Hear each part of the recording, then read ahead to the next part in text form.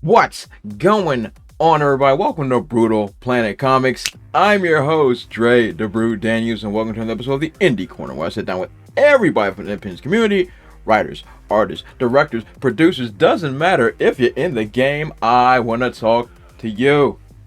So today we have a very, very good guest. He is the CEO and a head writer at FLASH DELIRIUM. Give it up, everybody, for Christopher Elston. What's up, everyone?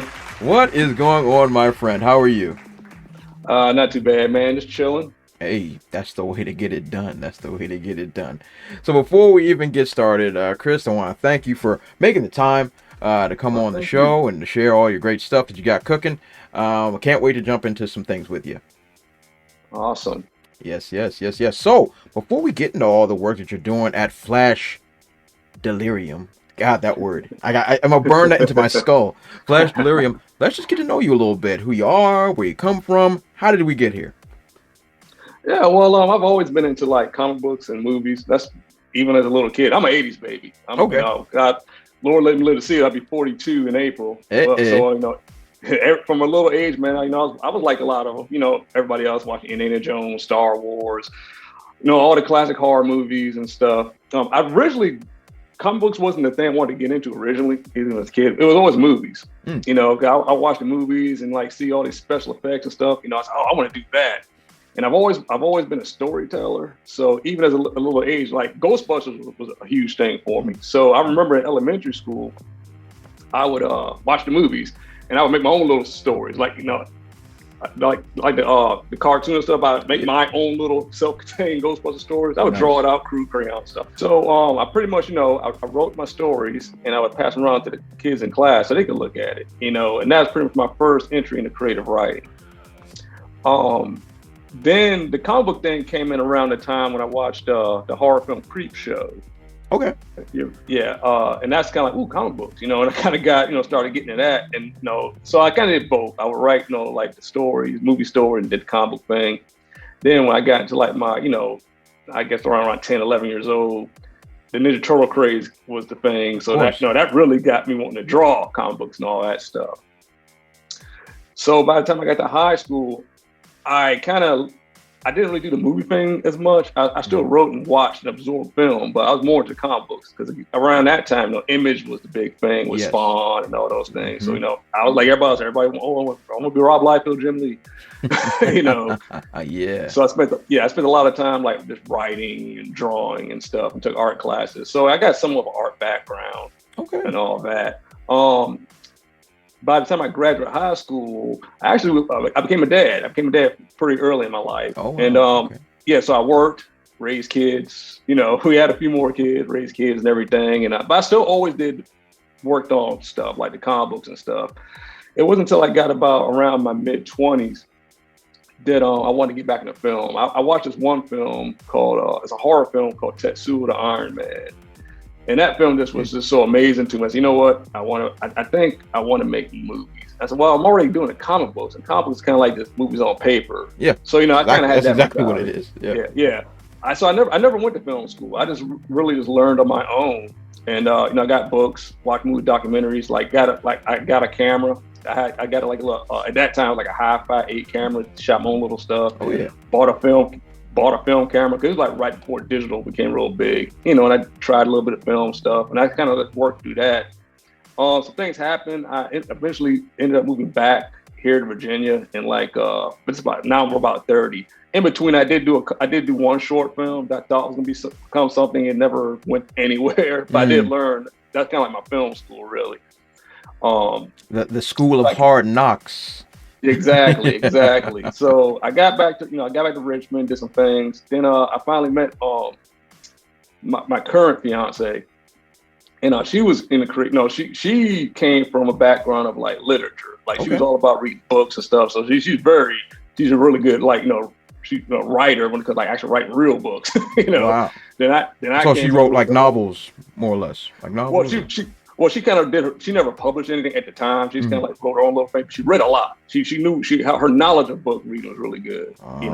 So she could like read stuff and decipher things and like break stuff down. So she's really good at that. And so you took where I came from was like the comic book angle of it and the film angle of it. I said, well, no, if we all come together, we probably can write some really cool stuff.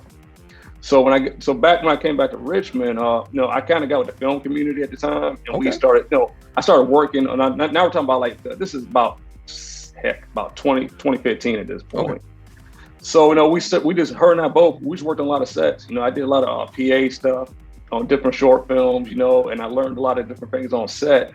Then we did another short film. That's actually online somewhere. It's called Hunt. It's a werewolf thing. And it's but it's kind of like that movie Hardcore Henry. It was all from the perspective of the actual main character. So it's an entire POV. Exactly. Okay. I'll try to find a link so I can send it to you. Oh yeah, I'd love to see it. That thing was supposed to be. We did that to get another thing made. And again, you know how this stuff works, man. Making films is not. That's a long process. Yes, it can take a very long time. Yes, we got the crew and stuff, but again, that kind of.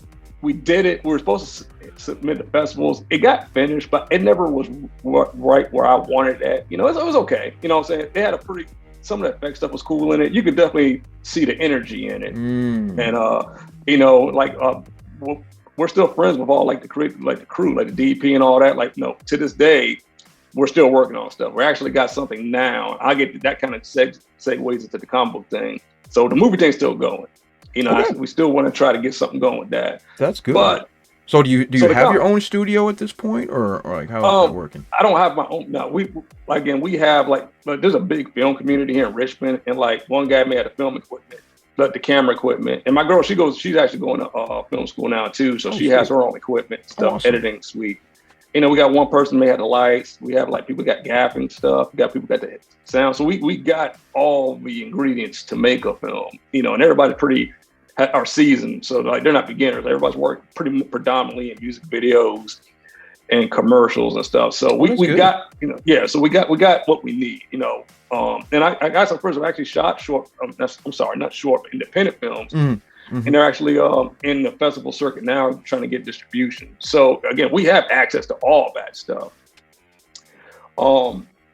So in between all that, the comic book thing, I got back in the comic books again. I started collecting books, the past few years. About 10 years ago, I started getting back into that. So again, about 2014, whatever. And, me and my girl was sitting there and we was like, well, while we're doing the movie stuff, why don't we just play around with the comic thing? That process go a little faster. We can write it, maybe get an artist, do some images and start just putting stuff out there, so we have both things, we're not little what's that thing. Feelers, putting out feelers. And just keep the creative juices flowing. That's all right, cool. So we started playing around with that, just doing little small stuff there. The rabbit story was something we actually had that for a long time. It started out as a joke. We actually were just sitting around, and again, we're very random. Like her and I, we'll have our sense of humor is very out there. So we just what about a guy in a rabbit mask? Like, you know what I'm saying? And we said, well, you know what? That could be something. So, we had started writing Rabbit at that point, and we, wrote all that out. But again, between that, we're writing other stories too. We the first thing we did, kind of getting to where we are right now, we did this story called Pop Singer. It's a horror comic about a female pop singer, and the whole Illuminati conspiracy thing. We just kind of did an exaggeration of that. That was going to be a short film. We were actually going to do that after Hunt. But again, when we started writing it, I was okay, this is going to be a little expensive to do for sure. The dollars and cents. And even if we cut corners and condensed it, it could be doable, but I think it'll be a disservice to the story for what it was. So we said, you know what? We could probably make this the first comic book thing, the real legit thing we could put out there. Nice. So now we're looking at, again, so this is about 3 years ago, we got into that. We wrote Pop Singer, and I started looking for artists, and I found this one phenomenal artist. It was in one Facebook group named Halil Matei. He's based in Berlin, and his art style was just phenomenal. So I hit him up and I told him about what we're doing. He was down for it. And there's also the idea behind that was, all right, whoever I got to do Pop Singer, that will be what I test out for Rabbit. I want to try,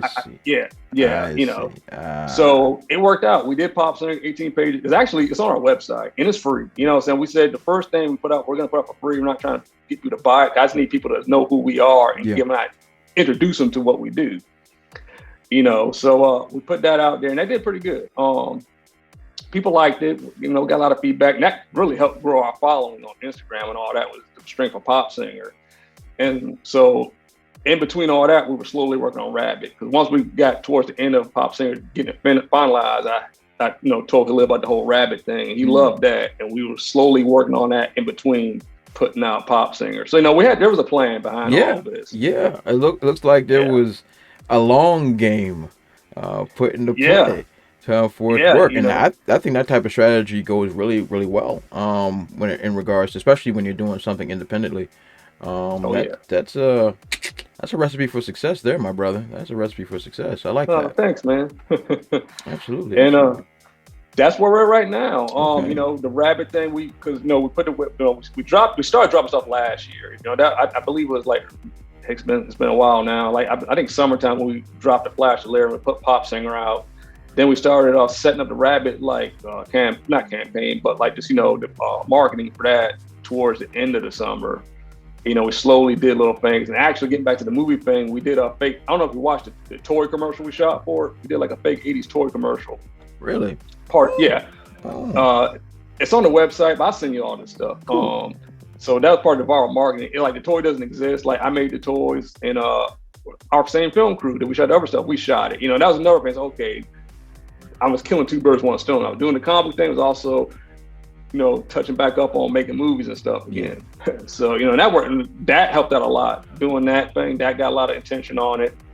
You know, and it was kept on going from there, man. And like right now, here we are, like 2 issues in Rabbit, you know, getting ready for the third one. And, you know, again, I'm slowly working on my other project, which is an actual film. We're actually going to try one more time to do another actual independent film this time. You know, actual full-length thing in between Rabbit. We're not going to stop doing Rabbit. We're going to do both, you know. So so that's where we're at right now. Okay, cool. So how are you juggling this, Chris? Because it's like y'all got a lot of stuff cooking simultaneously. How are you juggling Rabbit and simultaneously trying to still doing your film thing? Like, how is that time being worked out? Because the one thing again, like, so when we did the Rabbit, when we first started doing that, like Rabbit's, again, that was a 10-year process. So we have the story done. Like there's a beginning, middle, end to that entire story. You know, because we work, since it's 2 of us writing, the process goes faster. Because with me, I write out the outline. I come up with the idea. This is the outline.